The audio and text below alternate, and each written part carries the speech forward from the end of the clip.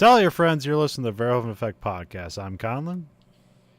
And I'm We have another Nathan. very special episode. We have the 1980, or got released in 81, but it's released elsewhere in the 80s, so we'll just call it 1980 movie, The Dogs of War. Nathan, do you have a history with The Dogs of War? I thought I'd never seen it before until I Okay. watched it. And then when I watched it, I was like, I've seen this before, but I don't Okay. remember when. I was a lot younger, so. But yeah, I do like my history with this movie is I'd like to tell you this is the first time I saw it, but as soon as I watched it, I was like, I've seen this entire.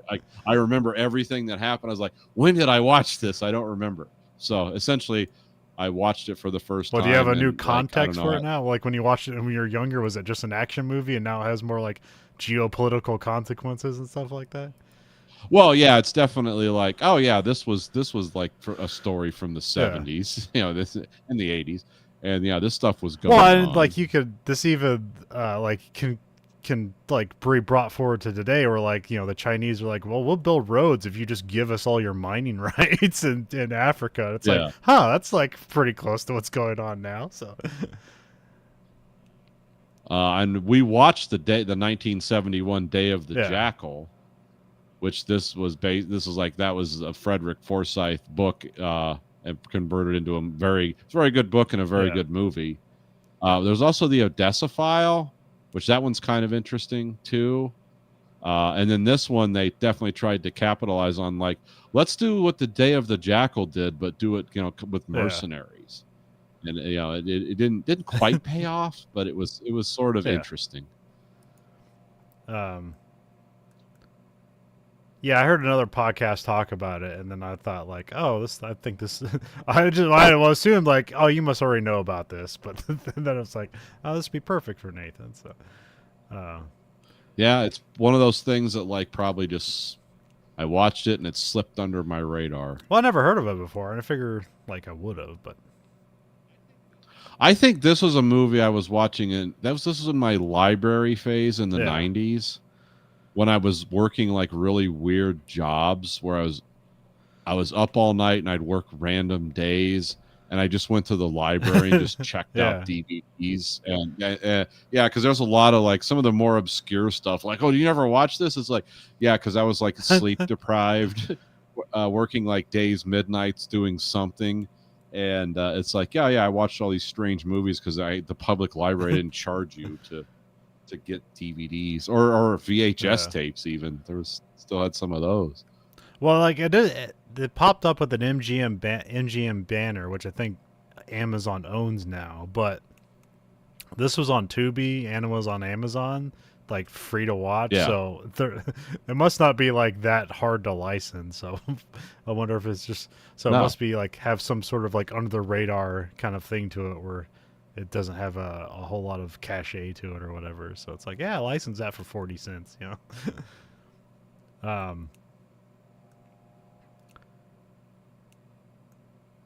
cause the American release is February 13th, 1981, which makes me feel like they didn't believe in it.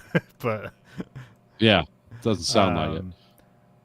Yeah, and for an 81 movie, this feels like a very 70s movie. But of course, you get that with those borderline movies, and that could have just been like film stock and stuff like that, or maybe it's because this hasn't been updated or remastered like other things around that era. Because I always look to like Apocalypse Now as like a thing, like that was a late 70s movie, but it like I don't know if they're remastering it or if they like had a new kind of film stock that was coming out, but that movie looks fantastic basically no matter what era. Like it looks like it's a modern day film like every time you see it.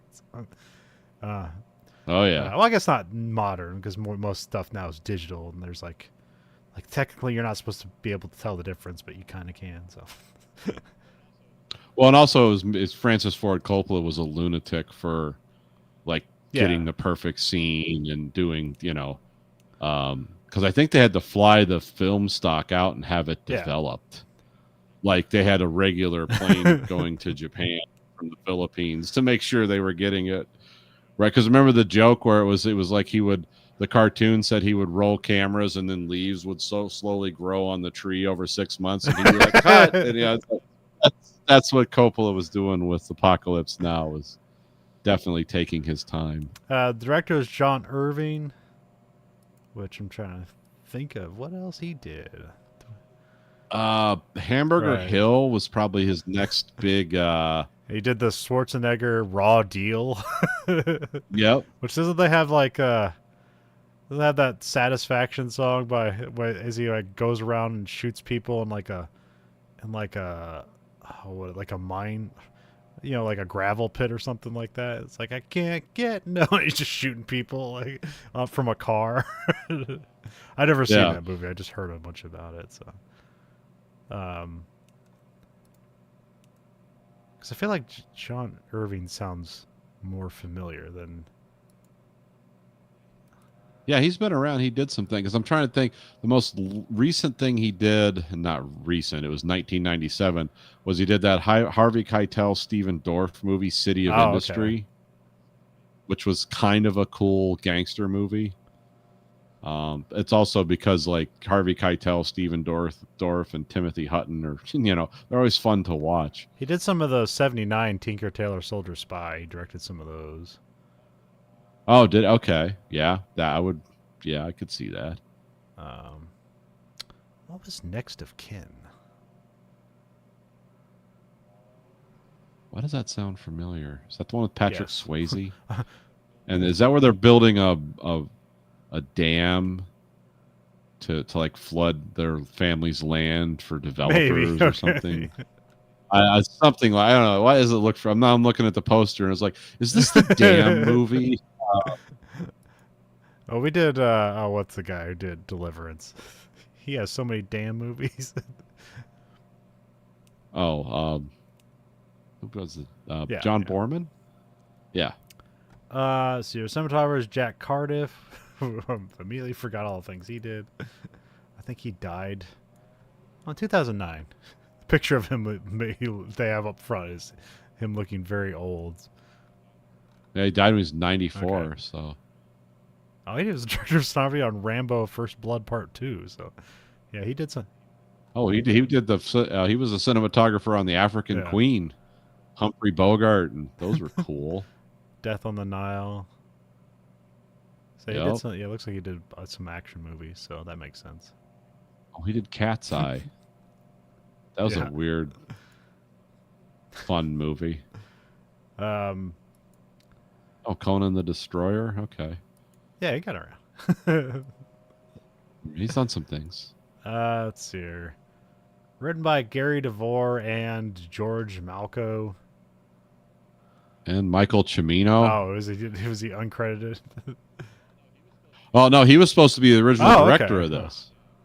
Yeah, it was supposed to be him. I think he still wanted Christopher Walken, or did Michael Cimino, was it going to be at some point like what's his name? Clint Eastwood and somebody else was attached to this. But I think Michael Cimino wanted Christopher Walken because they worked together on The Deer Hunter, I believe. And but he decided to do Heaven's Gate instead of this. It worked out really good for him. This looks to be well. Gary DeVore also wrote Raw Deal. What's Running Scared? I know of a different Running Scared. This might be a different. So Peter Hyams Running Scared. I don't know. It's got Greggy Hines and Billy Crystal. I don't think. Oh, okay. I think that sounds familiar. That sounds like something I watched on HBO when I was a kid. But yeah, it seems like The Dogs of War here might be both those guys' like biggest scripts. And it's based on a novel by Frederick Forsyth, which I should have read for this podcast, but I listened to another podcast about this movie, so I know some about the book, and then just reading the Wikipedia on it, which, like, I don't know, it seems like there's, I don't know, it's about the same. It seems like there's a lot of like preparation in the book, which is kind of what this is about too. So, but the book is a lot more severe, especially with the ending. So,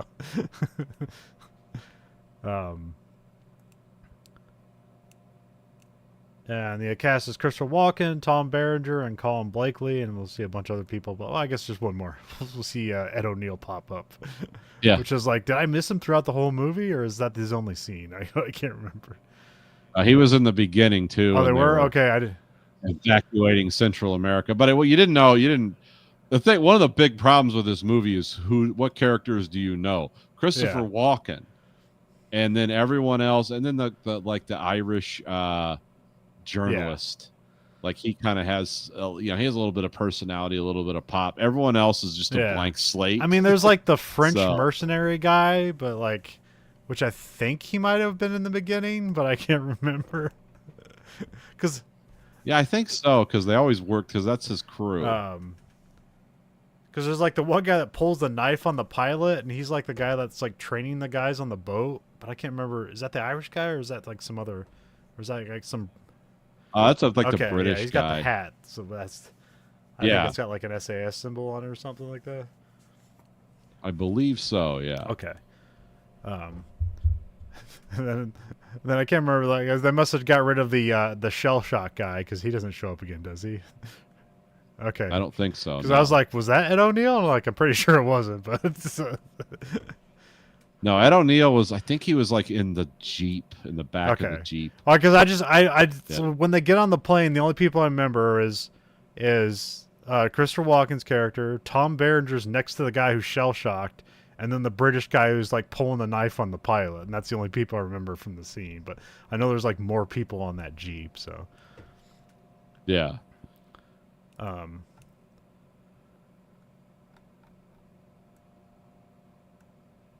So yeah, that's pretty much all I know about this movie. So we'll just get into it. So we got Act 1. Let me close all these things. We get titles as "Cry Havoc" and "Let Slip the Dogs of War," which is from a William Shakespeare play. Was it Julius Caesar's? That comes from. Yes. Oh, you mean that's not from Star Trek: The Unknown Country? That's probably where I heard it. So. Yeah.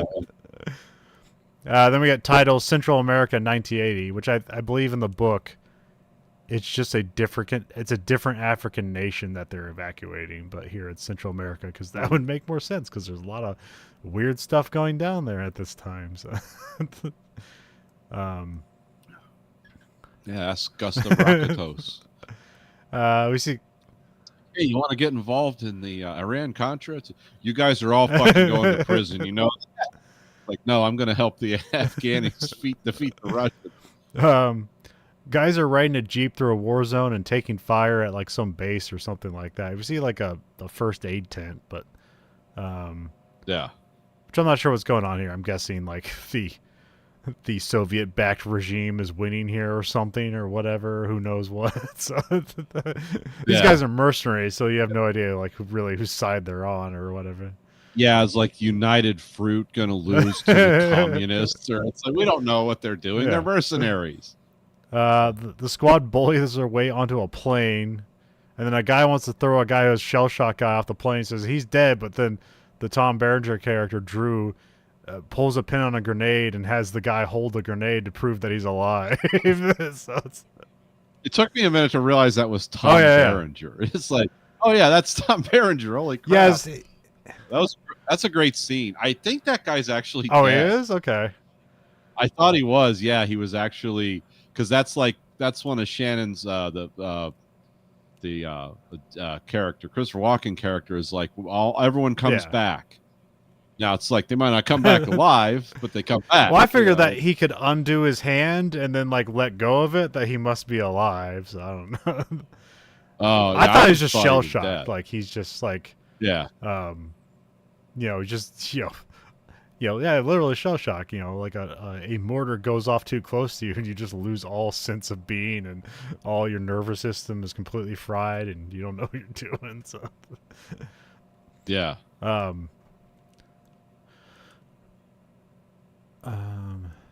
yeah, Tom Berenger, he has a very like his mustache disguises him well, and also he's still like pretty young in this movie, so like. His voice is less gravelly, so it sounds less like Tom Berenger than you're expecting. So, yeah, this was when Tom Berenger was a day player before he became Tom Berenger, which, just the guy with the crazy eyes and the voice. It sounds like he's been gargling with acid.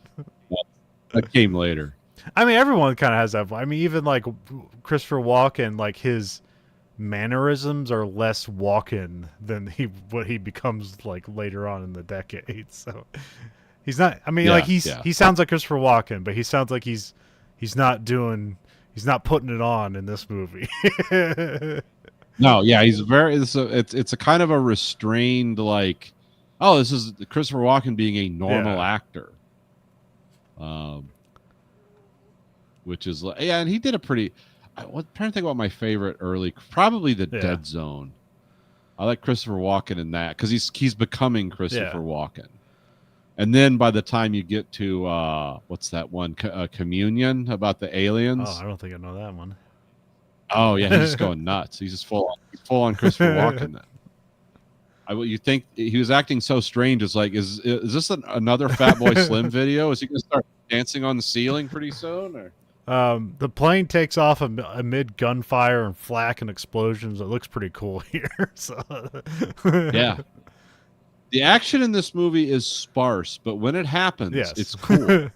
They definitely like save their pennies for them. But here comes the money shot. Yeah, you get a bookend of explosions, but they prep for, like, most of the movie is prep, and then like they have it set off. So you got a pretty good third act in this movie, and the second act is all right too. But it is kind of like, what's going on here?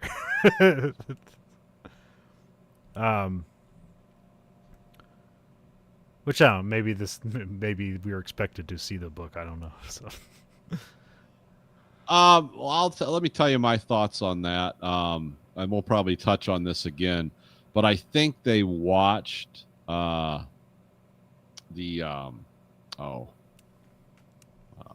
is it? Why do what I'm about to make a point? Does something slip my mind? Is that some kind of I think they watched The Day of the Jackal, because The Day of the Jackal was a very interesting procedural movie to assassination, but it was almost sparse on the legwork. And I think they got a lot of feedback like, yeah, I really like it when he's making his plans and laying things out. And so I think they're like, well, this is a Frederick Forsyth property. Let's see what are the nuts and bolts of mercenaries, and how do they get guns, and how would a mercenary force overthrow a small country? And so I think like that middle act in this, what some people say sags, is like they're trying to get. It's like, well, this is what everyone loved in Day of the Jackal. It's like, let's do more of that. It was almost too much for some people. I enjoyed it. I just wish that, like, I guess they would. I guess I didn't know it was going on all the time, and then was like, oh, that's what's going on. But like, well, that's part of the. There's also some real strange storytelling in this movie where we jump from scene to scene, and it's like, oh, you really got to be locked in here. Like, what are they doing to this guy? Why is this? Oh, yeah, that other scene. Okay, and wait, was this the guy? Well, when they get into London and you meet like your 8th weird guy who's like, you're getting to, these are just like the weird illegal arms merchants you have to go to clandestinely build an armed force without getting like thrown in jail. So it's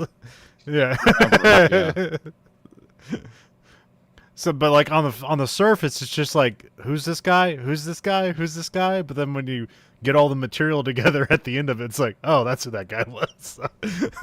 yeah, but you really got to be locked in, because. And then I think the one I like picked up on more, because they laugh about like, oh yeah, you slit that guy's throat, and then like I think it's the French guy goes to meet him to pick up like the Uzis, and then like he shows off his scar and he just kind of laughs at it. It's like, well, that's messed up. Just kind of showing that like, this is the world you operate in, where like friends and foes are, you're mercenaries, so you're friends the next day, foes the next day, and it doesn't really matter. So. Yeah, hey, we're buddies, but if I get paid enough, I'll kill you. It's nothing personal, it's just the job.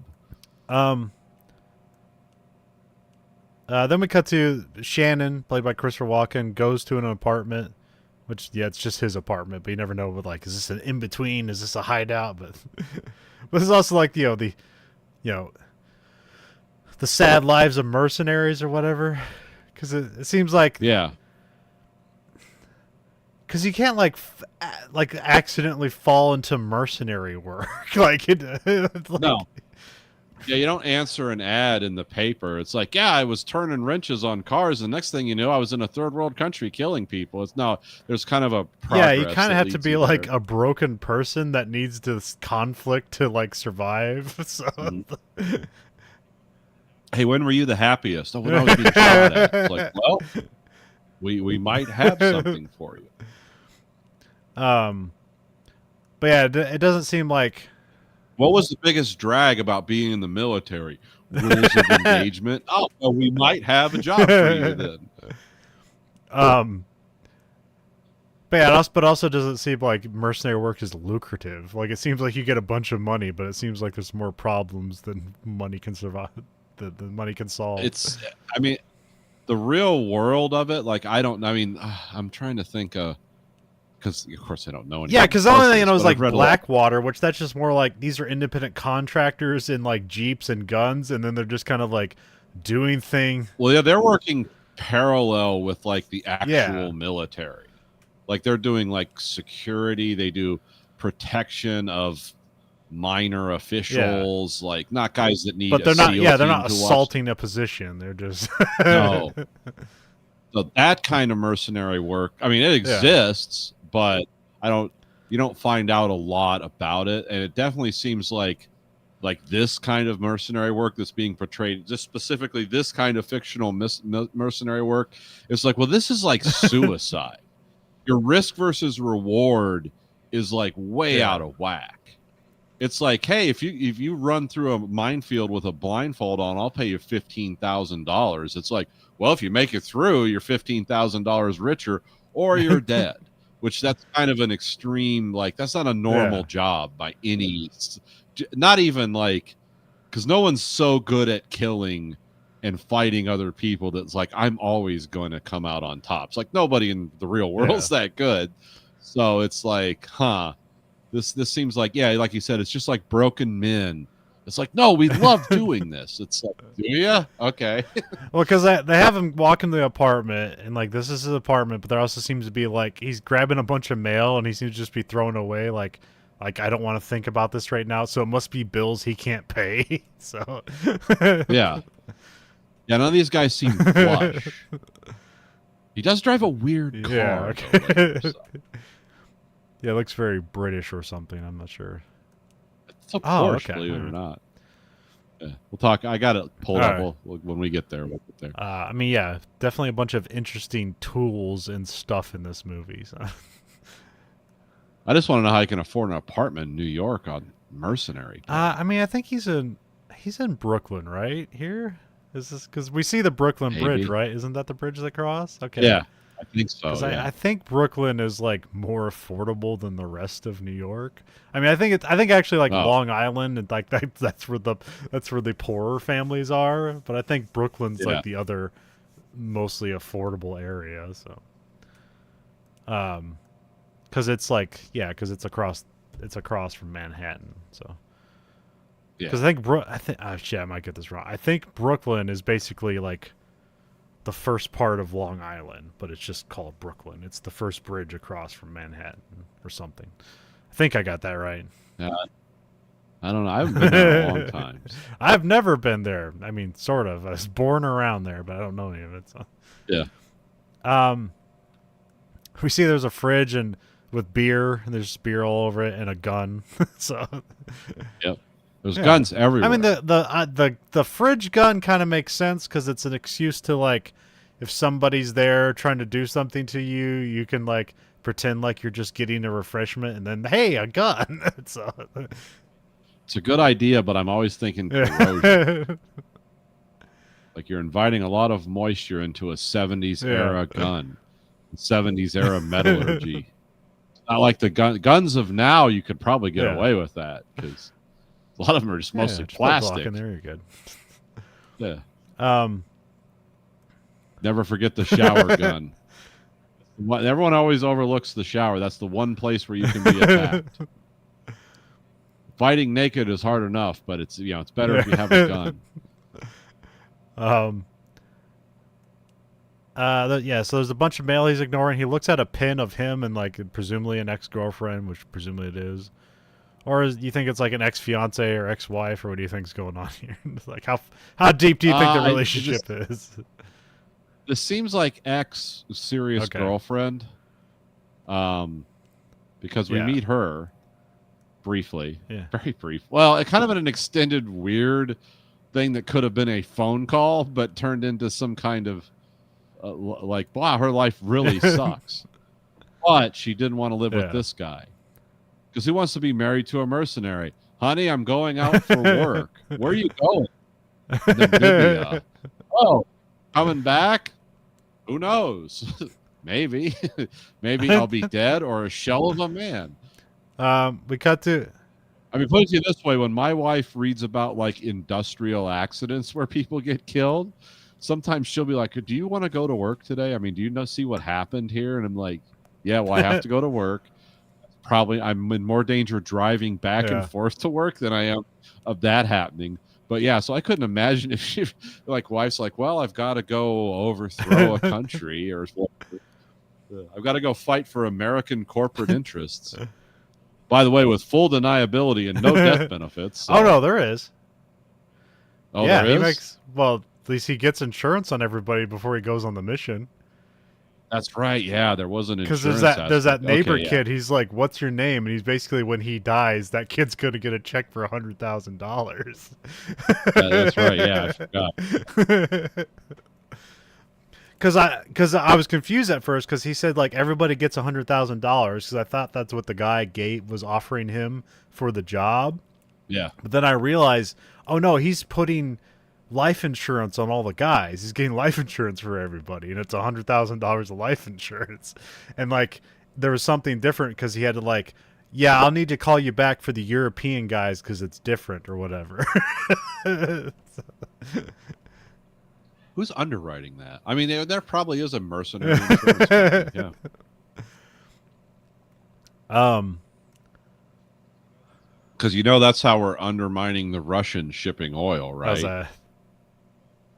Well, because the insurance company that writes policies for all the oil tankers in the world, okay, those are all most of that money comes from the Gulf oil states, and they're our allies, and it's just like, oh, tell them you'll make a new company if they insure any Russian, because the Gulf oil states are fine with that because that keeps the price of oil high. And yeah, so the Russians, like, they can ship oil to places, but it's like, well, if they happen to sink, you're out a lot of money in your ship, and and no one's insuring them, and they might. Well, who would sink them? I don't know. Who would blow up the pipeline between Russia and Germany? Like, oh, the Ukrainian Navy SEALs did that. Yes, the infamous Ukrainian Navy SEALs. So yeah, that's why they can't write a policy, because the companies that write a policy, the Saudis are like, we'll make up our own company. We put you out of business immediately. So it's like, sorry, Russia, can't write any oil insurance or insurance on your tanker. Also, that pays for the cleanup. Huh. Which is like, we haven't had one of those sink in a while, but yeah, it's a real disaster if it happens near anything. It's night. There's a call. I think there's a call, or I think it's just... This is the thing I'm confused about. I haven't lived in an apartment like this. The ringing is both a telephone and the door, or is it like there's like... Yeah, it's the people at the door that like, hey, let me in. And then later on, it is just the ringer at his physical door, not at the one, not at the like the what do you call that? The entrance to the apartment downstairs. Yeah, like the atrium or whatever. But you see that movie? Like, I've never been there before. You see that movies where someone will just like rack all the like call buttons on then wait till somebody hits the door open for them. Yeah. Hello? Yeah, I got a pizza. And then they're inside. And the killer's inside.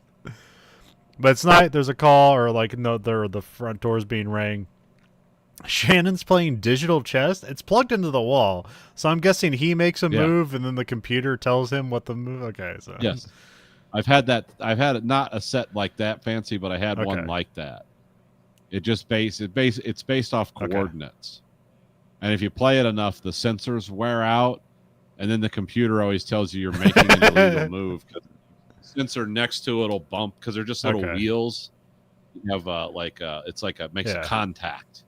It's like a grid. And the computer is not very good in that era at playing chess. Like if you know how to play chess, you'll beat the computer 60% of the time.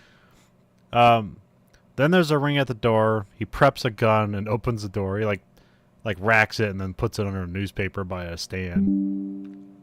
Yeah. And then a guy comes in. I think, oh, what's this guy? It's like Indine or something like that. I didn't get his name till like I looked up in the like towards the end of the movie. I was calling him like the company man for like the most of it. So. It works, yeah. It's just a shady Brit. Remember, evil always has a British accent, especially American cinema. So this guy's basically offering a job in Zangaro to set up a coup so they can basically steal the resources from the country, which I think this is more like deliberately set up in the book. I think it starts with a scientist gets a core sample from a mountain and it's just like, this mountain's full of platinum. Like, we need a coup immediately. Yeah. So, well, think of how we can help the people in this. So Shannon gets offered $10,000 to do recon. So he's going undercover as like a nature photographer or a bird photographer, which is funny because Indine tells him, Shannon, that cover's terrible. You're not coming back. And Shannon's like, I always come back. It is the worst cover ever. It's like I work for a magazine and I'm going to take pictures of birds, and that's why I have like, binoculars and cameras, and it's like in a country where everyone's highly paranoid, and it's basically everyone's leaving because it's destabilized. Yeah, the dictator is supposedly a maniac, and really like the company here just wants to know, it's like, hey, can we pay this guy off and get mining rights, or are we just gonna have to kill him because we can't trust anything he does? So yeah. So that being in Act 1. Yeah, Act 2. Shannon arrives at customs at the Zangaro airport, which I think is just called the Kimba airport, because that's the name of the current president. Yes. Everything's named after him. Which is actually things that really happen. Like remember Iraq? When they invaded Iraq? Well, which time? The time when they finally killed him. It was like, our troops are having to land at Saddam International Airport. It was like, and Saddam Harbor is where the boats. It's like, so yeah, it's like it does follow a certain of course they do that. Well, even this movie, it's set up first that like don't kill Kimba because it'll be easier to transition the country over, and then they kill him. Anyways. Yeah. But then it's like, that's like. So apparently, well, also, I think, what's the?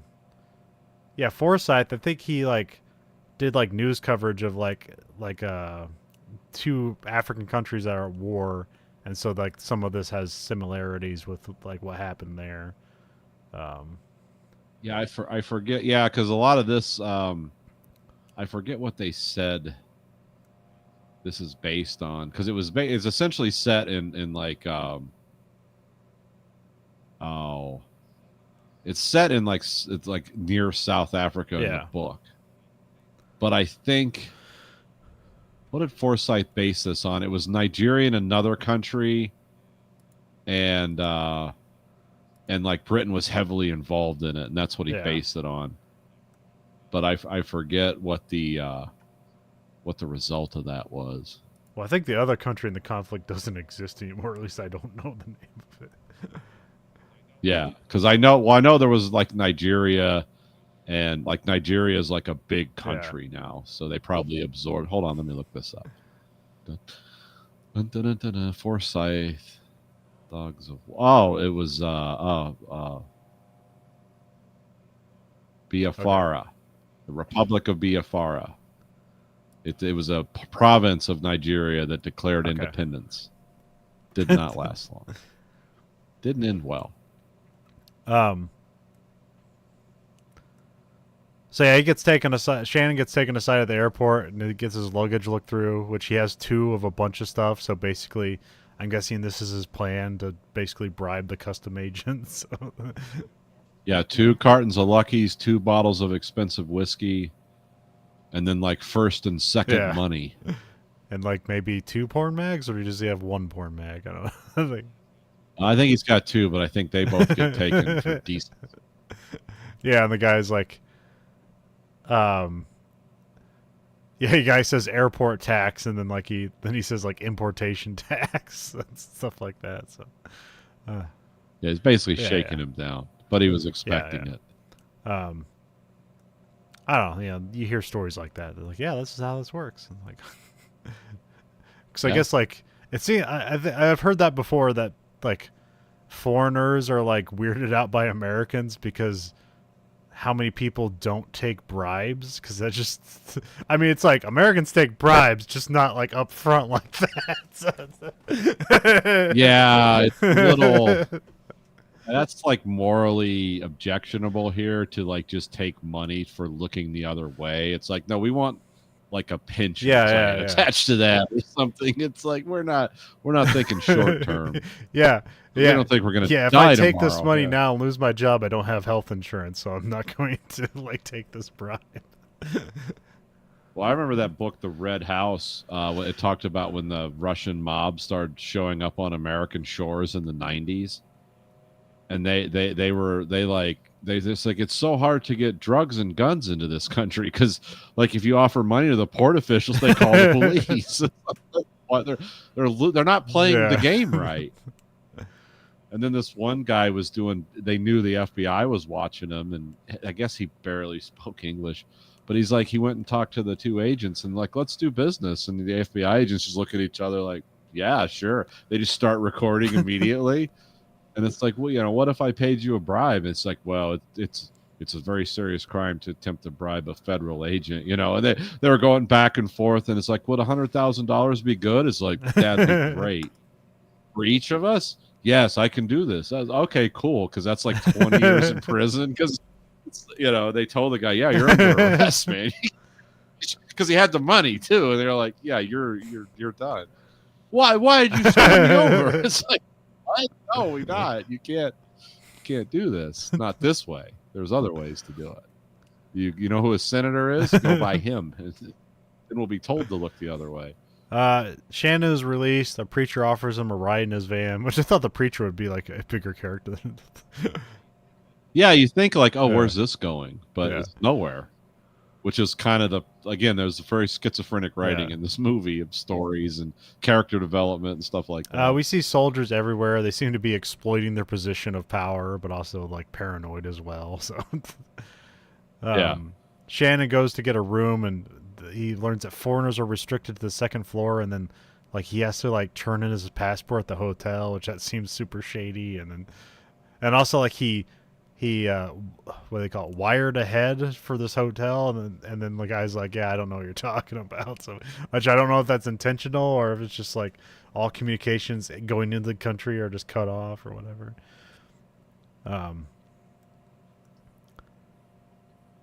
So Shannon takes photos from inside his hotel, of the soldiers outside, which is kind of like some sort of like, I don't know, like platform for like just like for like gatherings or whatever. And then like it's like there's sirens go off and everything gets evacuated, and like you have no idea why. It's like, is there a threat? Like, what's going on here? Is this like what do you call that when you have to lock down for the night? Is there a curfew going on? Like, I have no idea. So but like you said, there's a general paranoia going on here. So yeah, there's a lot of tension in the air. Shannon heads out and gets in a Jeep, and then a guy comes up with keys and kind of taunts him because like he thought he was going to be able to just drive around where he wants, but he learns that he's not. That's not the case here. So the drivers keep watching him. The driver they drive out to some woods, and then the driver just mocks Shannon with like bird sound, and then takes him into the woods to get photos of birds. And then Shannon loses the driver for a moment, and this guy's like freaking out and breathing heavily and like running through the forest, and you can see like later on his face is like covered with blood because he's just running so fast that like the thatches on the trees are just like slashing his face up. So but then this guy gets in his car and he starts moving, and then Shannon shows up on the road, and then so he's mad at him, but they just go back to the hotel. We see Yeah, because what did he say to him in the Jeep ride back? It's like, in my country, you'd be a real asshole. Yeah, Or yeah. he said something Yeah, like in that. my woods, you'd be a real asshole. So, um, which I guess is, yeah, this guy's not speaking English, but presumably he knows English. So, we see MPs are like pushing journalists around, and as they're like trying to film the country, and then the journalists get pushed back all the way to the hotel. And then Shannon hangs out with the Brits at the bar. They're the ones shooting the this documentary for the news, which I just assumed these guys were like British intelligence the whole time, but it is just they just seem to be just a British news like people or whatever. So, yeah, his name's that guy's name's Alan North.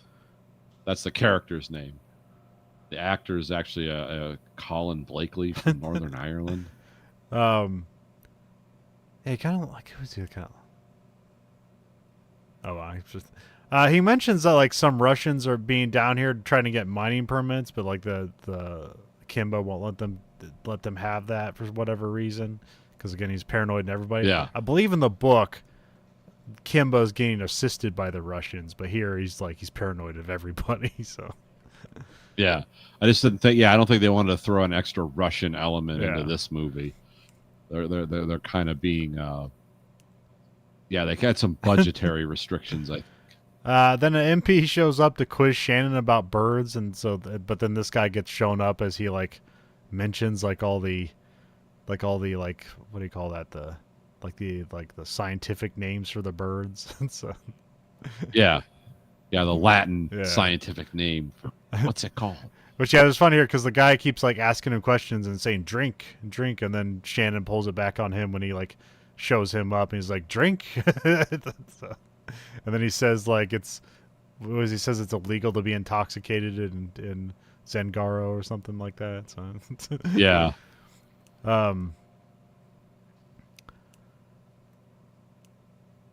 Then it's like the next day. I think it's the next day. Shannon meets Gabriella Dexter. Is that her name? I believe so. She'll show him around tomorrow. So Shannon talks with North about how like they witnessed a murder by the army, and then like they took the film from him, and so that's when like they saw them like getting pushed back to the hotel. That's what was happening there. I forget why the soldiers killed somebody. I guess they're just annoying them or something. Yeah, it's just the brutality. North gives the background on Kimba killing and exiling all his enemies and opposition. So I forget, because he like Kimba won the election, and then I forget how, or was it questioned whether the legality of it, but then he just immediately, it's like, oh well, all the people running in the presidential election, you're now like exiled and in prison. So, which seems to happen quite a bit in history. So.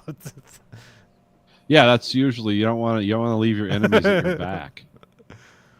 But also just immediately invalidates your democracy. So. Well, it's not, because it's like, well, we had an election, now I kill all my opponents.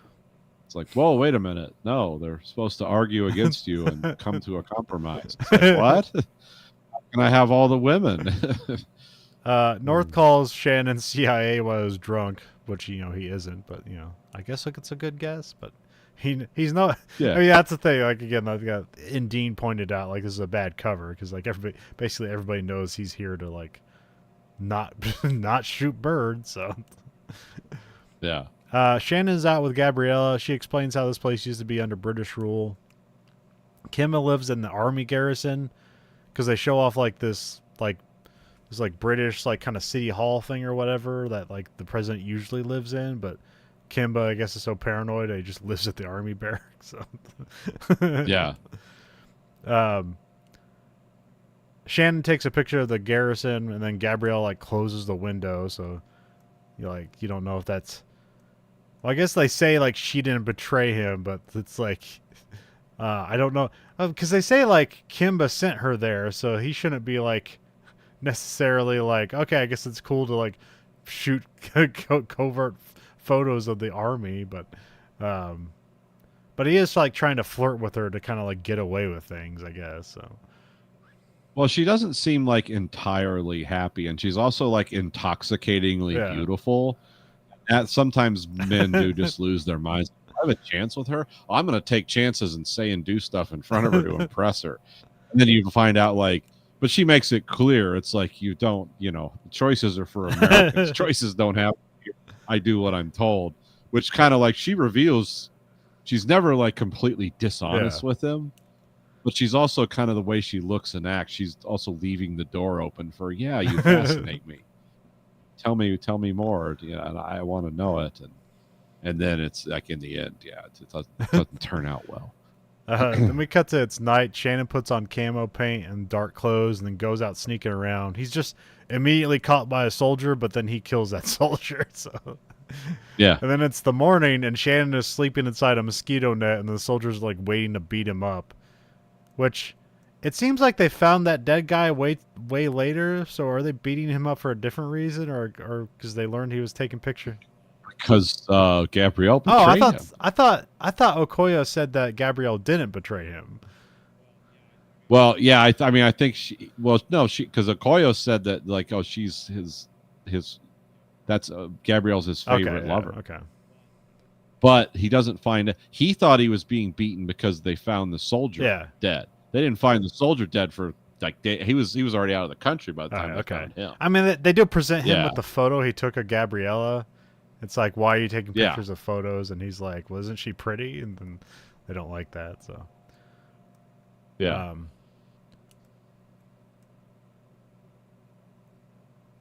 Then he gets taken to an interrogation room and get beaten up some more. He gets asked what he's doing there. He just keeps asking for water. He gets taunted with a syringe, which they never do anything more with, but it's like, it's kind of free. Just a syringe with nothing in it. Just air to kill you, get to your heart or whatever. So, yeah. Then a doctor comes in to look at Shannon, saying he's being deported, and this is Dr. Okoye, which is one of the people running in the presidential election. So I guess they just have him imprisoned here to be a doctor for the other prisoners. So, yeah, doctors always have secondary uses. Unless you're, unless it's Cambodia. yeah, Cambodia, they don't care. What was that thing in Cambodia where they just killed all the scientists and doctors and all that? So, yeah, because Pol Pot was an idiot. Like he killed everyone off. They basically destroyed his country and then killed anyone off that could help rebuild him, whether they were against him or not. People that could have like ponied up to him for power. I mean, he killed an American that came there as a journalist or something, and they're like, "Yeah, that was it." We're like, "Oh, you're done." It's. Shannon's taken out in a hood and like a noose around his neck, like not to be hanged. It's just that's a part of the accoutrement to, keep a leash on him, I guess. It's more of a leash, but it does have like the noose knots on it, so it's very weird. He gets put in an ambulance and taken away, and we see Kimba for like a moment as he like steps out on a balcony. As he's being deported, North hands him a roll of film, which this was like impromptu, I guess. This was not planned. It was like North knew to like, hey, you should have this. Because presumably North did North give him film that he had, or was he able to find Shannon's film and give it to him? I'm assuming it was Shannon's film. Because he probably found his camera or something and took it out. Because North was the reason he got... they didn't kill him because he was pleading and saying, "Hey, I'm going to release it to the world that you have this guy, you've beaten him, you don't have any reason to, So yeah, it was North that got him out. So that's why North has a kind of a strange relationship with him later on. It's like, hey, man, you owe me. Yeah. No, yeah, because he got him out and he got his film out, which enabled him to complete the job. And Shannon's also like his face is just completely beaten up in this month. It's very puffy and they really this isn't like a hero's beating. This guy, I'm surprised that they didn't knock some teeth out for realism because he really looks like he can't function. Shannon visits a doctor and goes through like all the ailments he has, which basically suffered just about everything, and the doctor tells him he's taken a lot of years off the back of his end of his life, which I think this is very different from the movie because I think on the movie. it might be revealed at the end, but in the book, it might be revealed at the end. But like he's essentially like dying of cancer in the book, which here okay. he's just in bad shape. So Just someone who's had a lot of yeah, internal injuries. Yeah. yeah, because the doctor's like, "Are you still peeing blood?" And he's like, "Yep."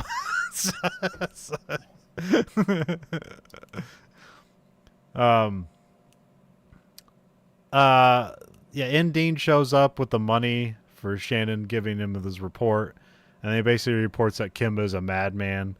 Um, Yeah, it's like, yeah, he's you nuts. can't trust him. Look what he, And so now Dean's like, well, could a well-trained, well-equipped mercenary force overthrow Kimba? And then the guy offers him $100,000 to put an operation together, but then Shannon just yells him out of his apartment. And then Shannon calls up Jesse looking to reconnect. Shannon doesn't want her father to know about meeting him. And then Shannon goes and meets with Jesse, and he tells her he wants like to move west to like Colorado or Wyoming or something and get a regular job. And she's like, "Yeah, that's what we all talked about." And then you see her like they're at the motel, and she's like getting up and buttoning her jacket. So she just sleeps with him as a no to his question. Yeah. It's like yeah, I want to go back and be some kind of weird waitress to my wife or my husband or my father and his yeah. buddies. You know? That was kind of her up and out. But yeah, she didn't believe Shannon's offer, so this gives Shannon permission to like, well, I might as well go on a suicide mission to help out a mining conglomerate.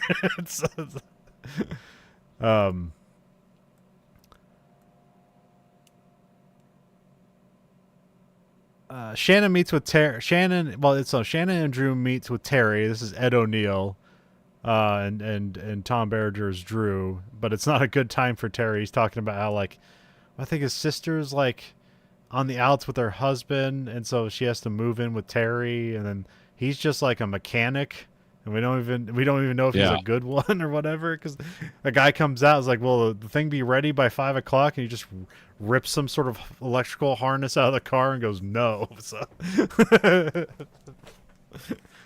but yeah, it's like, because he's kind of like in the cast list on Internet Movie Database, he's like pretty prominent, but I think this is like his only scene, and I must have missed him in the opening. But they were expecting him to be part of it. I was expecting him to show up at the end, like like the cook in Heat, where like he's like, I can't do this, and at the last moment is like, fuck it. But that never happens here. So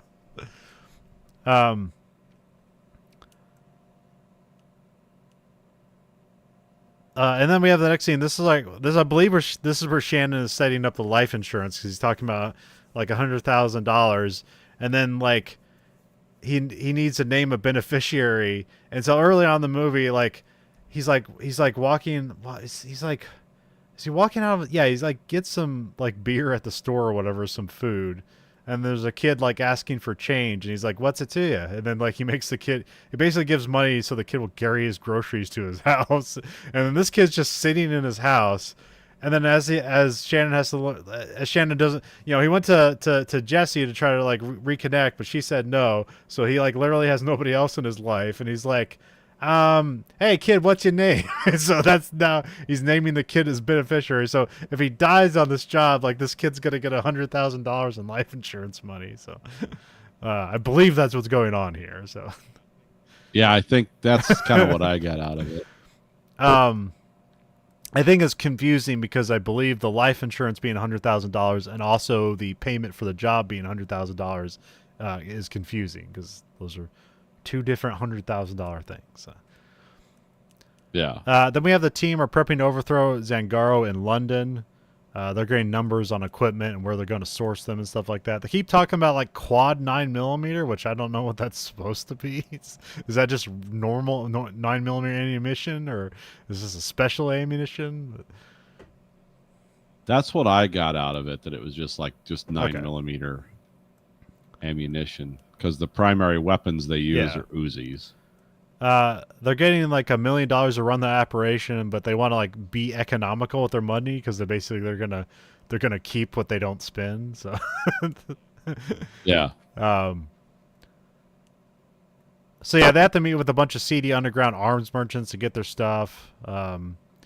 This is where we meet like this is like the one guy said he slit this guy's throat, and then like I'm not sure if it's the guy that slit his throat that meets him. It might have been or whatever to get they get the Uzis, which they're wrapped up in plastic and because I remember I got like how was it Bulgarian AK mags and they came like wrapped in like oiled plastic, which Oh yeah, I'm yeah. not sure that's what's going on here, but it looked like they look kind of oily, so maybe they had like some sort of like oil film on it to keep them from rusting or something. Yeah, it's cosmoline. Yeah. So they're gonna hide all the guns in barrels, which the guy just like has a plasma cutter, cuts a hole in it, and puts stuff in the barrel. And then he just like he'll like um, weld it shut, and then presumably they just like pour oil on it. So something like that, yeah. Which just is like 5 scenes they just intercut in between the barrel hiding gun scenes. Then Shannon gets yelled at by North, calling him Keith, because in when he's in Zangaro, he was Keith Brown. That was his cover. They get a drink to catch up, which I think he just reveals his name here is like, hey, I'm what's it? People call him Jamie, but is his name like James or something like that? But everybody calls him Jamie. It's like I'm Jamie Shannon or something like that. Yeah, it's Jamie Shannon. He's usually just called Shannon. That's what most people call him, but yeah. But Kimba is apparently even more paranoid after Shannon's visit because, and then also North talks about his documentary doesn't get good viewership because they basically couldn't film anything. So, yeah. North acts like he wants. It looks like he wants in on the job, or he's just investigating it. Either way, it's like it's his next story. And then Shannon doesn't want him anywhere around him because it's like, well, I'm trying to run a coup clandestinely. Like this is going to help when we can't put this on the BBC. Go to prison the rest of my life. Shannon gets followed around by North, and then there's like I thought it was like a British agent, but this turns out just to be like one of Indine's guys trying to like spy on Shannon to make sure that they, they're not they're trying to counter spy all the spies. Even though North isn't a spy, he's just he's a guy in the way. So. Then we have an arm dealer shows up. This guy, I can't remember. He's got the XM18 grenade launcher, which just has a bunch of little tubes on it because it's a real thing, but it's not meant to fire like highly explosive rounds. It just fires like flares and smoke grenades, right? Yeah, it's basically like because it just uses like a blank shotgun shell to like fire the flares or something like that. Because like I believe those tubes are the size of shotgun shells. Yeah. Yeah, it was mainly it was like a crowd control type gun because it could fire like CS gas shells, rubber shotgun shells, things like that. What wasn't meant to fire like destroy tanks or something. But this name they give it isn't a real name, so it's like just kind of a made up thing. Like, but I mean, like the M203 grenade launcher, the thing about it is the grenade because they have that like low recoil, high pressure weird thing about it where. You can fire high explosive rounds, but not agitate it too much, but make sure it gets to the target on time and blows up, fabulously. So, yes, in real life, it is known as the Manville 25mm projectile launcher. In the movie, they call it the XM18. Yeah, it's basically like a one-man artillery cannon. So yeah, you could destroy helicopters, tanks, anything. Yeah, which even this guy explains, like you load up the first tube with like flare rounds, and then the next tubes are high explosives, and it's like, what do they call that? The candy cane load for like a shotgun of like how to home defense. Like the first round's blank, second two are like rock salt, and then you have like slugs after that or something like that, or buckshot after that. Buckshot and then slugs, like you just graduate.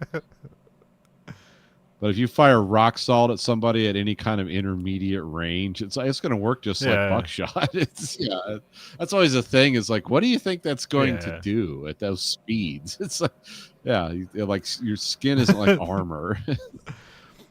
I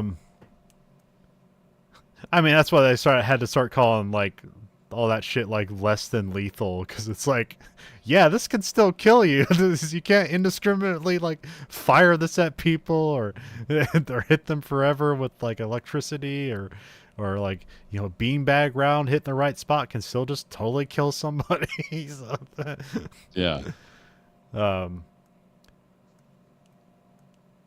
Then we cut to they prep like a legitimate cargo ship, which there's a fun little line here where it's the guy's like something like, I don't carry cargo, I don't carry rats or trouble as cargo, and the guy's like, it's just trouble, so something like that. So, but also the ship kind of, I don't know. Ships can just, especially around this era, they just kind of look like old and cranky. But it's like, no, this is top of the line. So I have no idea what's going on here, but it seems like the ship is not busy at the moment. But they know, but the captain also knows that like whatever these guys want is going to be dangerous. So.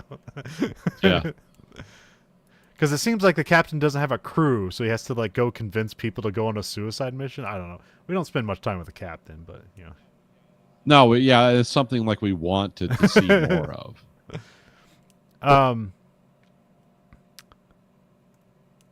Shannon wants Drew to scare North away. He says like, "Don't kill him." And then when Drew goes to scare North, just car comes out of nowhere and just runs North over and kills him. And he's like, "What the hell's going on here?" And then like you see Drew run up and grab this guy out of the car and be like, "Hey, we need an ambulance here." I was like, "Is he helping him or is he going to interrogate him?" It's like, "No, they're going to go interrogate him." So, but it was like it was like weirdly confusing for just a moment. So, yeah. Then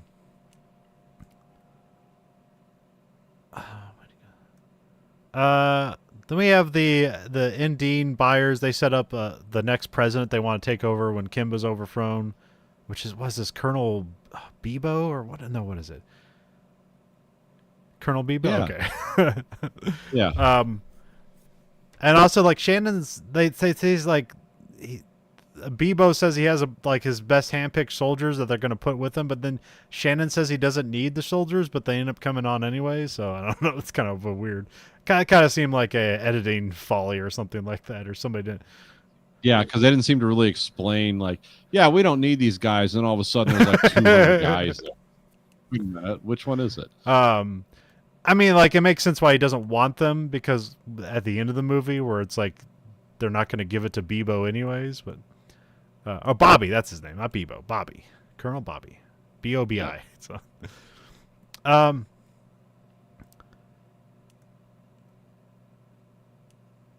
but yeah, Shannon makes a threat to Colonel Bebo that like, Bobby, sorry, I'm gonna call something Bebo. He makes a threat to Colonel Bobby that if he's late, he's giving the country back to Kimba. So, which he'll follow through on that. The oil containers get checked by customs. This is where you have like the French mercenary guys like talking with the custom guys, and he like racks a gun because they think because like they like knock on the container to see if it sounds hollow or whatever, and then they check to see if there's oil in it, and then the guy's like paranoid, like maybe it's not gonna pass, but then it passes anyway. So like I don't even know. See, I don't know what a fail is, so a pass doesn't mean anything either. So. Well, it's weird because they're all speaking to each other in French, no subtitles. So you don't know like what's going on. It's like, are they happy? Are they sad? They seem happy. Their body language indicates like there's a certain amount of tension. Is it? But where are they at? That these are French custom agents. Like, are they still in London? There's French custom agents there. Well, I think he drove it from London. I think they leave from a port in France. Okay, all right, okay, that makes sense then. Yeah, I thought that's what the ship was. I mean, that's my understanding. Yeah. I could be wrong. The French have a lot of ties to Africa as well, but in this movie, Zangaro was a British colony for a moment, and then was released or taken over or something. I'm not sure. Well, it's what was this? What did they call this? Because this was after World War II. It was post-colonialism, and in the 50s and 60s, it was neo-colonialism. Okay. It's like, which means we're not going to stack an army of our soldiers in your country. We're just going to set up pet dictatorships and suck all the resources out of your country. So, which saves us the trouble of having to garrison troops there. So, this is the neo-colonialism period. Then we cut to Shannon interrogates the guy that ran north over. He just breaks some glass in a door and puts the glass in his mouth and beats it in his mouth. That's crazy. Yeah, that's rough. But the guy, one of the rough things in this movie is, oh, that would absolutely devastate someone. And it would certainly motivate them to cooperate with you. So, please do that again. Shannon's employers are paying this guy to spy on Shannon, but this guy says like all my actions are my own, which I don't. To what end I don't know, but whatever. So, this guy thought he was helping, and he gets killed because of it. Because yeah, Shannon just says like you're gonna die, but I can make it quick for you. So. Which remember, these are the good guys. Yeah. Yeah. These are the paid killers, but yeah. I mean, yeah, these are. I mean, would you consider these anti-heroes, or why would you consider like the protagonists of this movie? Well, they're not moral heroes, but they're not as evil as they could be. Because the real thing that like makes it okay that Shannon killed this guy was that like, well, North, who essentially saved his life, is like he got killed as a result of whatever this guy was doing. And it's like, oh, I'm doing this for North. That's why I'm killing you. And I'm sending a message to Endine that like, hey, don't mess with us. We know what we're doing. So it was like, yeah, it was someone killing someone who just killed an innocent man because they either didn't know what they were doing or just like, I'm going full throttle. Who cares about life? So I don't. Yeah, it wasn't like this guy was an innocent bystander or a witness, but it was also like, well, you could just bust all his teeth out of his head and send him to Indy. So like, yeah, they really didn't like what I did, but no, it was. So it just shows that Shannon's like capable of brutal, decisive action when he wants to take it. Indine's at like a party or something or a get together. He gets a phone call and then like he's like in his office and he turns the light on and like no jumps. The music does a jump scare. Indine just like plays it off like nothing's happening. He's in the middle of a phone call. He just turns on the light and this guy's mutilated body is there and he's like, I'm telling you, everything's gonna be fine. Like he doesn't miss a beat. It's like dead bodies lying around is like, oh, this again, bloody hell. It's not like there's any like he doesn't care. It's like, oh, now I have to replace this guy. It's not like, there's a corpse in my. Someone, please get the corpse out of my office, please. It's rather an inconvenience. This is where they directly state that platinum rights are on the line, so that's where we get because we always knew it was like a mining thing, but this is like I say it's specifically platinum. So yes, the most non-reactive metal, platinum, doesn't harm animals in any way. You can have it shot into your body or just pass right out his waist. It's really weird. Even if you did that with gold, it would mess you up. Not platinum. Well, I mean that's why. Or I guess they put titanium stuff in your body, but they can't put platinum stuff in your body, right? Okay. Yeah. It's just horribly expensive. Gotta steal a couple mufflers so I can get this platinum screw put in my knee. So that would been the Act 2. We got Act 3. The crew are getting all their arms ready and testing them out on the sea, which guy just sitting cross-legged on a boat, pulling out an Uzi, just firing in the air, kind of like shakily, like it's like, yeah, it works. So. Throwing some barrels out in the sea, barrels full of oil. Yeah, shoot them. It's like, guys, what about the whales? What are we doing, guys? They're not the enemy. No. That didn't happen. Everyone is kind of indifferent to like, yeah, this is normal. Then at night they come across a boat and it's full of Colonel Bobby's men. They let them on board. Then it's like the next morning the Zangarans get like trained in firing the Uzi, which he says like, it's fully automatic and it pulls like up and to the left or something like that. So you need to counter it. And they just have like all this debris out in the ocean in the ocean to fire at. And like which like I think Drew calls them Bush League because like they don't have any army uniforms. They're just they're just like kind of disheveled, but like they seem to be in shape at least. And so you kind of like these guys.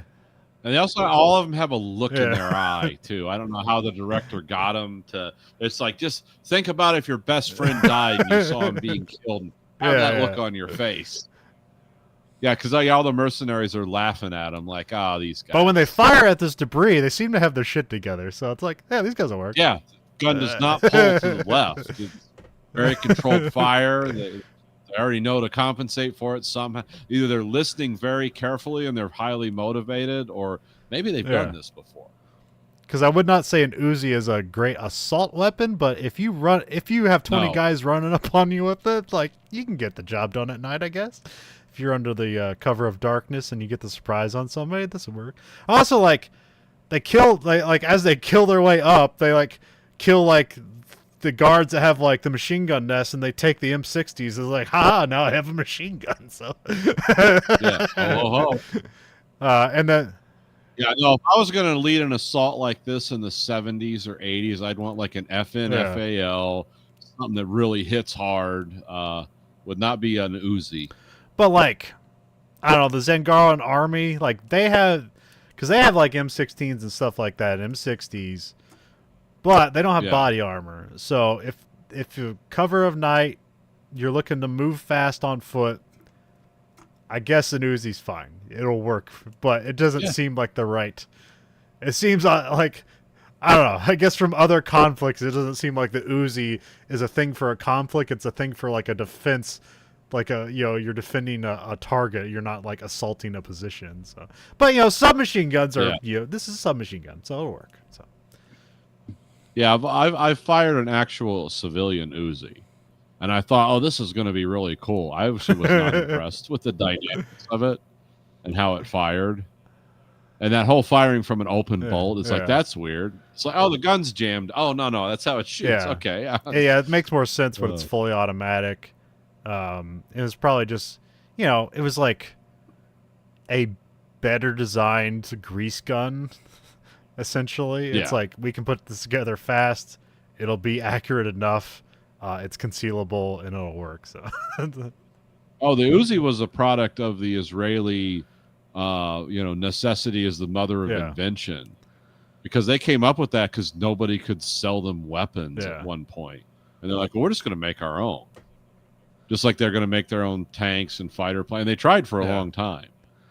Now they can't because they can't make 6th generation fighters. So, and their tank didn't perform as well as they hoped it would.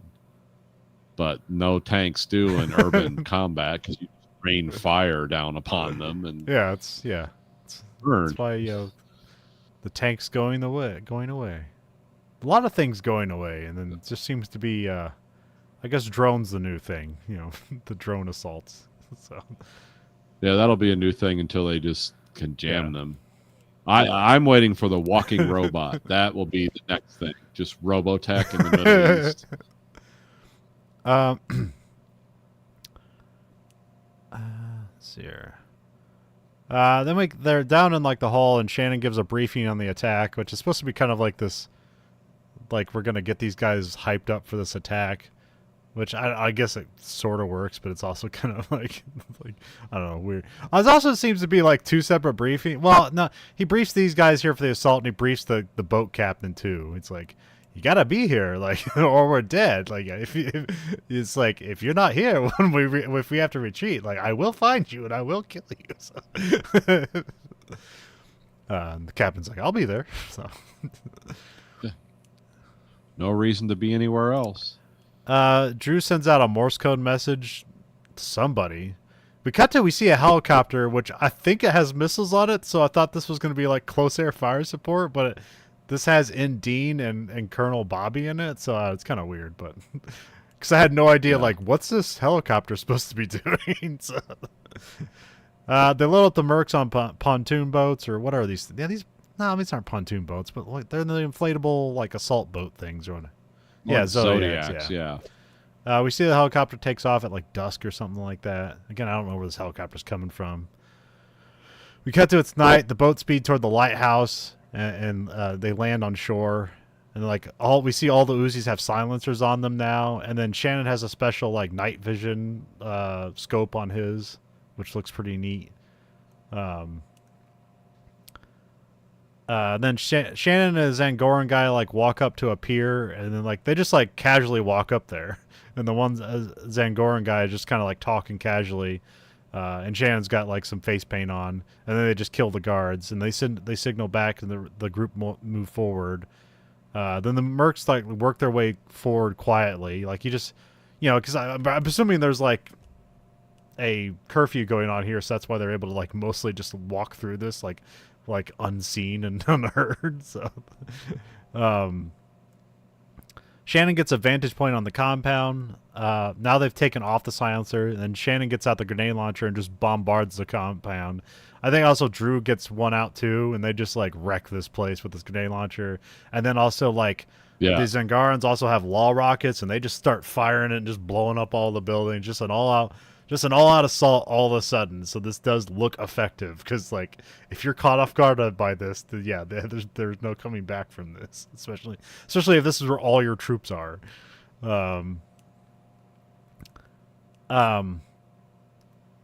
And then they mine the road with some claymore mines, and a vehicle approaches, which the claymore mines don't blow up the car. They just, Drew just has that rocket launch, or not the rocket launcher. Well, no, they do hit it with the rocket launcher, but Drew hits it with the grenade launcher too. So, but it's not a very like armored vehicle. It just looks like it just has some stuff slapped onto a Jeep or whatever. So, I mean, it does have like a pillbox with a machine gun in it, but like that never harms them. So, yeah, they're also like as they're killing guards in the guard post that have like M60 machine guns, they take those and they start firing and using it against them. So, they are acquiring heavier weapons as they assault the compound. Drew goes in a house and sees women and children, and then just like turns around, and then he just gets shot by one of the women. So just very unceremonious death of Drew. So yeah, because it's not like, does he deserve to die? It's like, I don't know. This isn't really a noble thing going on here. So this is a good bad but he is thing. a likable person in the movie that dies. So that's the sad thing. So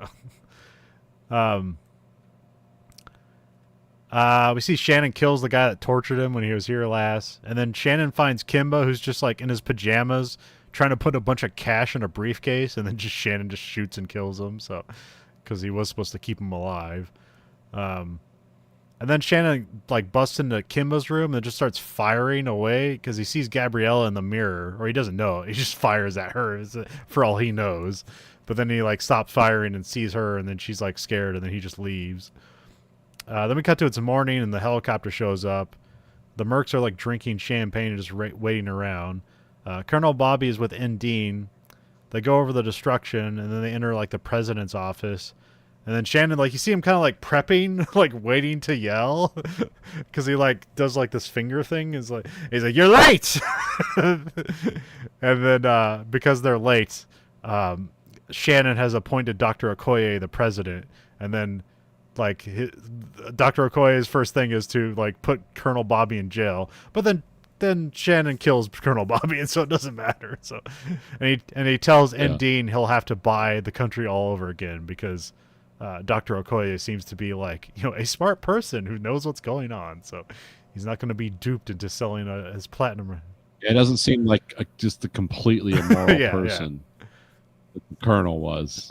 So it's like Shannon accidentally does a good thing. He overthrows a country and puts the right person in charge, and then doesn't screw over the country because they're not going to give the mining rights to this country to the company that like backed a coup. Yeah. So then Shannon leaves. He gets in a Jeep that has like his gang in it, and then Drew's body is on it, and then they just drive through the town, and then just credits. So that's the end of the movie. Which the ending of the book is quite different because Shannon like walks out into the woods, and there's like a phrase in the book where it's like, "I'm gonna die by my own hands," or not by my own hands, but something that kind of implies suicide. And then he goes out into the woods and shoots himself in the heart, and then kills himself because he's dying of cancer in the book. But here they just kind of like right off into the sunset with Drew's body, and it's like, well, I guess what are we gonna do with the rest of our lives? But that's Dog to War, a very interesting, like procedural war movie. I guess it's a war movie or attack movie. Yeah. Well, it's kind of a movie. It's a slight morality play. Yeah. There's some good imagery in it. Like, because remember when he's raiding the palace, and he sees Gabrielle in the mirror in Kimba's bedroom, and he shoots the mirror. That was him like symbolically killing her for betraying him. There's some cool stuff like that in the movie, and then there's a lot of like schizophrenia. There's some good dialogue, but not like it's almost all. The only character in the movie you care about is Walken, is the Shannon Walken's performance, and this is a pretty tame Christopher Walken.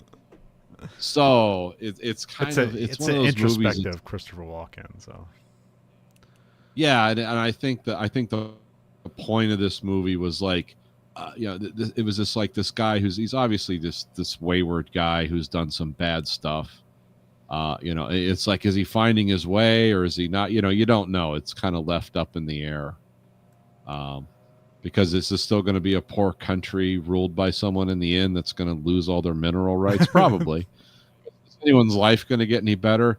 Maybe better than being ruled by a complete lecherous idiot, but we don't know. We don't know which way that goes. It's not a place known for its stability and kindness. So, but I mean, like, as far as we know, Dr. Okoye is the most competent person to run this country, or at least. Yeah, I mean, he was smart enough to become a doctor, and so he has compassion, and then you see he's like, his first thing is like to arrest Colonel Bobby, so I kind of like okay, so you're just becoming a dictator but I think it's, in this instance, it's a smarter move because Colonel Bobby is in the pocket of a mining conglomerate, so like he's already betrayed the country essentially. So yeah. But then Shannon takes care of that, so he doesn't have to worry about it. It's like, Shannon, don't leave anything at your back. Yeah, just. But yeah, I don't know. I don't know. Like, I don't know if the Zangarans are going to be able to, like, hey, let's mine this platinum and like sell it on the world market, or if they need a mining company to come exploit them so they can get 10% of it will be like worth it or whatever. So,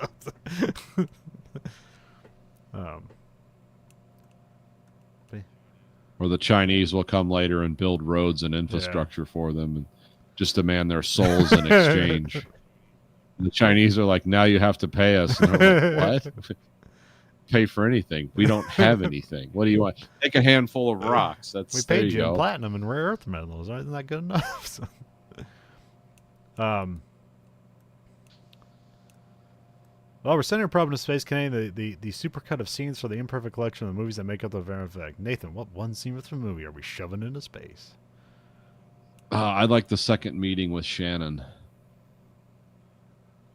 Which, well, I don't know. That's kind of obscure. I mean, because like I said, this is a movie that starts off with a crazy action scene, ends with a crazy action vignette almost. But I don't know what the key scene out of that would be. I'm having trouble imagining. It's like, where does this all lead? What would explain this movie? Because it's a movie, like you said, some people say it sags like taffy pulled apart in the middle. Yeah, I mean, you can either have the action scenes or like the what do you call that? The exposition scenes or whatever. So. Yeah, it's really hard to pick. But yeah, if we have to pick like, what did the trailer look like? I mean, I watched the trailer. It was all the action scenes. So, like, But yeah, what describes Shannon and his relationship with the world? I'd probably say the second meeting with Dean, where he's like $100,000 to overthrow the country. Get the hell out of here. 10 minutes later, he's doing it because he has no life outside of this. But that would require a lot of setup to make that make sense. I mean, like, when you look back on the first scene, it does, like, seem important because it's like, well, at least these guys have each other, but then they just kind of disappear from each other. And then, they see them like they're in a losing conflict, that they're just only there for profit. So it's like, but you can also see like the only time they're alive is when they're in conflict, but you don't necessarily get that from that scene. That's only kind of like more apparent as you go further in the movie.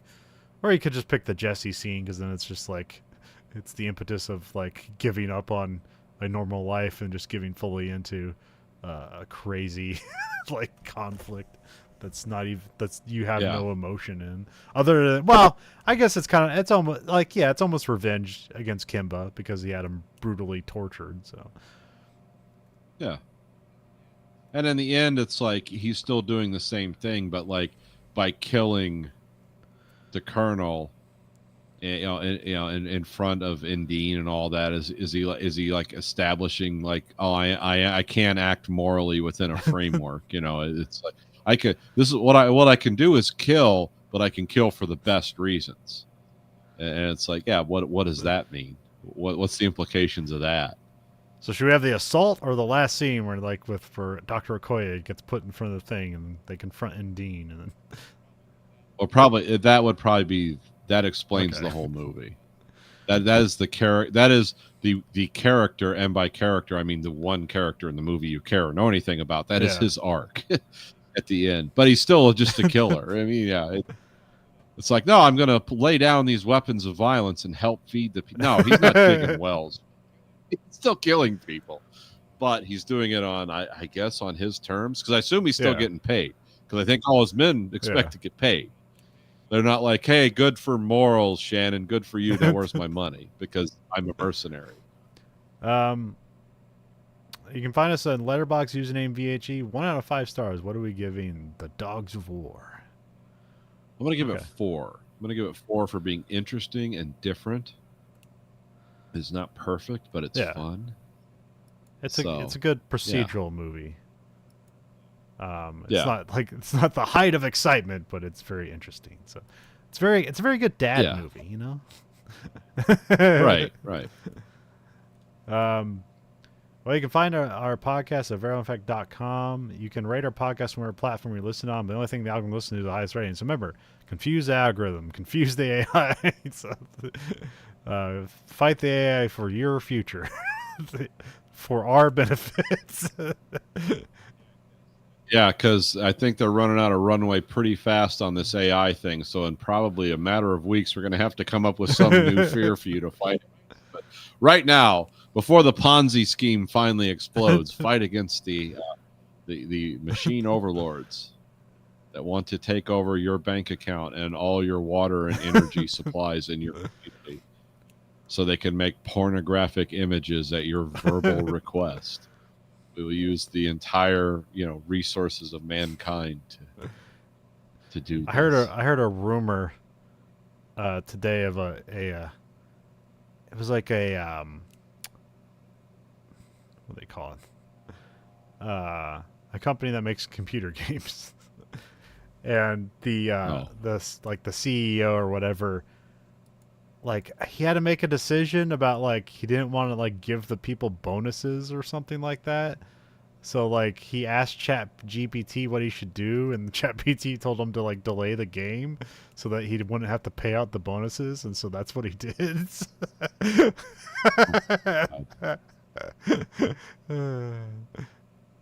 Glad the people in charge of things, like, have absolutely no idea what they're doing, but they apparently have all the power and money to do it. So.